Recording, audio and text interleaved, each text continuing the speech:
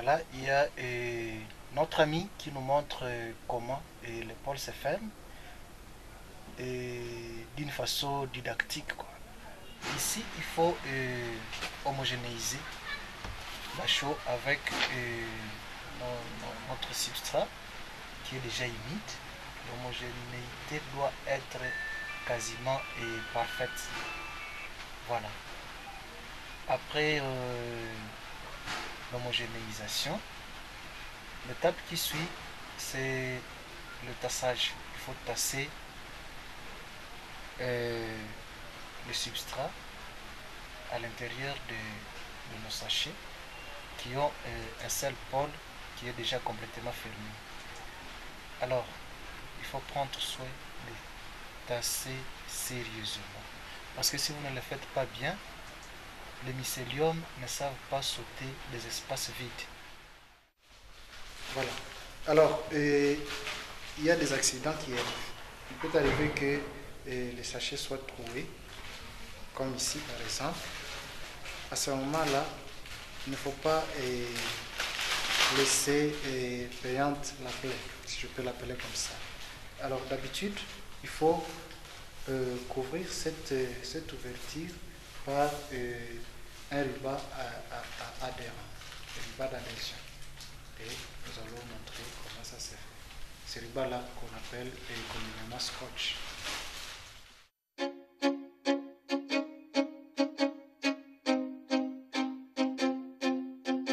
Et nos emballages sont coupés d'une façon calculée, de sorte que le poids du contenu soit connu. Et ces deux exemples, 962 grammes et 1024 grammes, sont la preuve que nous environnons 1 kg de poids dans chaque emballage. Après avoir rempli les sachets, les ayant bien tassés, le moment de fermer l'autre pôle est arrivé. Et comme vous le voyez là, il faut le fermer soigneusement et dur. Une fois fait, il faut déplacer vers la cuisine tout le tube et fermer aux deux côtés pour la pasteurisation. Voilà. Nous mettons ces briques ici et elles vont faire office de trépied. En principe, la pasteurisation se passe sous la vapeur. Alors, il est interdit que les substrats pasteurisés soient en contact directement avec l'eau. Donc, ces briques vont servir de trépied. Et au-dessus de ces briques, nous allons mettre un couvercle. Et ça aura le rôle d'une barrière. Alors, ce couvercle ici, qui est placé, et va servir de barrière entre le substrat et l'eau qui sera en train de bouillir là en dessous. Maintenant, nous allons verser l'eau. Il ne faut pas que l'eau dépasse ce couvercle ici. Il faut que l'eau soit légèrement en dessous. Alors ensuite, nous allons étaler des sacs tout autour et ces derniers vont servir d'isolant afin que le sachet qui contiennent le substrat ne brûle à contact avec le fût. Voilà, donc nous mettons maintenant les isolants. Travailler c'est trop dur, et voler c'est pas beau. Mener la charité, c'est quelque chose que je ne veux plus faire. Ça, c'est ce que nous appelons le tube. Le tube est en contact avec la paroi du fût. Ça, c'est une grosse erreur. Ce qu'il faut plutôt faire, il faut mettre des sacs qui vont servir d'isolant. Ça, c'est parfait. Voilà. Et vous voyez qu'à l'intérieur aussi, il y a des sacs et on va les arranger, les tubes à l'intérieur, et un à un. Voilà. Les tubes doivent être placés de cette façon comme ça. Si vous le mettez comme ça, c'est une grosse erreur. Il faut qu'il soit debout, si je peux le dire. Alors, pourquoi cette disposition? Lorsque la vapeur sortira de l'intérieur, il faut qu'elle diffuse entre les tubes jusqu'au niveau supérieur. Par contre, quand vous le faites coucher comme ça, la vapeur se diffuse difficilement. La première couche de tube forme une sorte de barrière qui empêche la vapeur de monter jusque plus loin. Voilà, donc ça, c'est la bonne position. Comme ça. Comme ça. Puis, surtout, il faut sérieusement les tasser.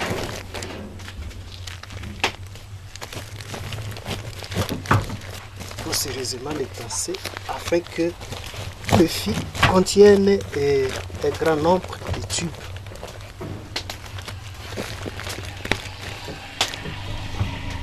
Alors, le tassage nécessite une certaine force. Il faut... Voilà. Travailler, travailler, travailler pour avoir de la valeur dans la société. Travailler, travailler, travailler pour être connu, il faut des zéros cotisés. C'est toujours la même chose chaque journée. Dans le réveil, il faut se lever. Allez travailler, allez bosser. Sinon tu risques d'être sanctionné. Tu bosses, c'est du boss pour le boss, du boss, tu bosses pour le boss, c'est les gosses, tu bosses. Il faut que tu bosses, sinon tu as l'instant boulot, boulot. Tu bosses. Ça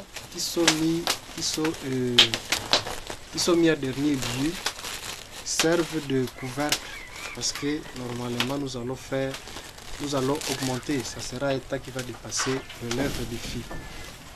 Alors c'est ça qui va servir de couvercle.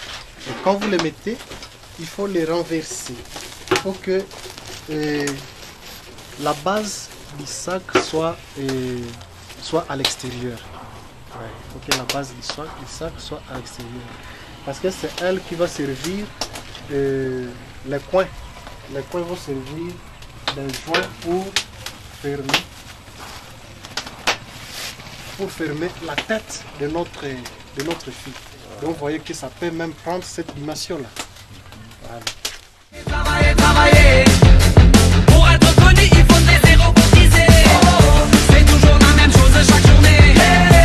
Dans le réveil, il faut se lever. Allez travailler, allez bosser. Sinon tu risques d'être sanctionné. Tu bosses, c'est du boss pour le boss, du boss, tu bosses pour le boss, c'est les gosses. Alors ici nous nous sommes arrêtés à une seule couche après le lèvre du fil.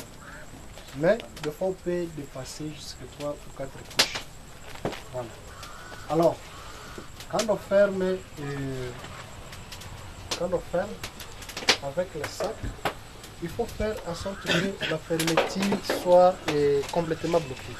Parce que nous allons mettre des sacs plastiques qui vont empêcher la vapeur de sortir, n'est-ce pas, au-delà du fil. On a fait de stériliser, de pasteuriser plutôt les tubes qui sont ici au-dessus. Voilà. Alors, le sac plastique, le sachet, on va l'entourer complètement.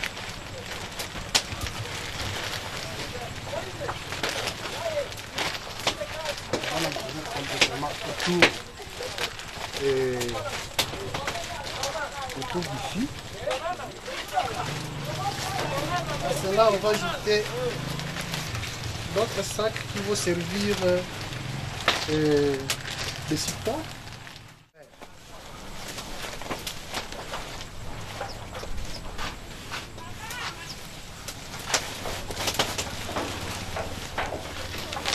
On va mettre une deuxième couche de sac à plastique pour couvrir hermétiquement le tube. On va mettre une dernière couche de sac. Nous allons complètement fermer notre bouchon afin que la partie ne saute, parce qu'il y aura une bonne concentration de vapeur à l'intérieur. Alors il faut fermer afin que, entre guillemets, le bouchon ne saute.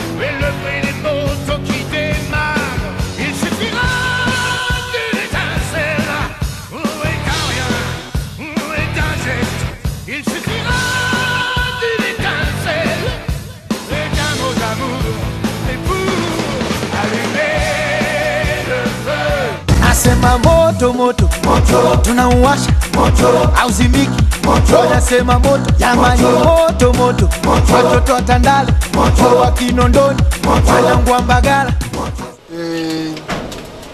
Vous pouvez ne pas utiliser, donc ce n'est pas obligatoire d'utiliser le brasero pareil. Ça nous l'avons utilisé parce que ça économise nos déchets de braise. Vous pouvez utiliser aussi le bois de chauffe. Parce qu'avec le bois de chauffe, ça donne très bien. Voilà. Alors vous voyez la vapeur là au-dessus.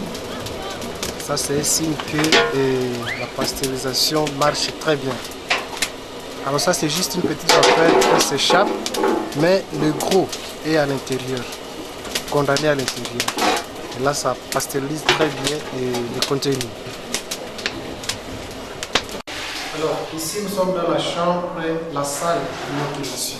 Chambre d'inoculation ou salle d'inoculation, ça passe. Alors dans cette salle d'inoculation, le principe c'est la propriété plus. Et sans propriété, on risque d'inoculer le tout avec les parasites. C'est pourquoi nous procédons à une salubrité drastique. Alors là nous utilisons une eau chlorée.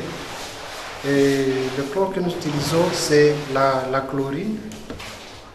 Ce sont des granules. C'est un désinfectant par excellence. Ça tue et les bactéries, et les virus et les mycélium parasites. Ici, le mycélium aussi que nous utilisons aussi. Voilà. Nos 2 heures de pasteurisation sont terminées. Maintenant, nous déchargeons le fil. Voilà. Et ce qui est déjà pasteurisé suppose que c'est bien propre. C'est sans microbes. Alors, il ne faut plus les infecter après les fils. Donc, quand nous allons utiliser ce plastique, nous devons désinfecter le plastique avec de l'alcool, 70%.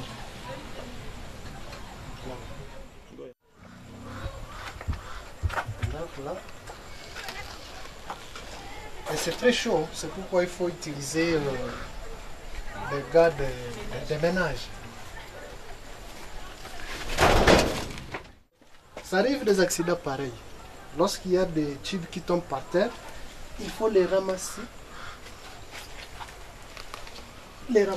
et les désinfecter à l'alcool. Alors, à ce moment-là, il ne faut plus les désinfecter dans le plastique, il faut les désinfecter à côté.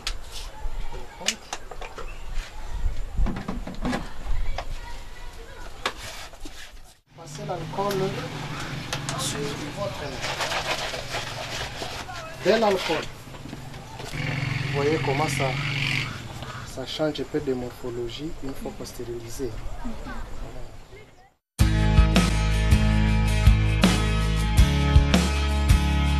You never know when you're gonna meet someone, and your whole wide world in a moment comes undone. You're just walking around and suddenly everything that you thought that you knew about love is gone. You find out it's all been wrong, and all my scars don't seem to matter anymore. They led me here to you.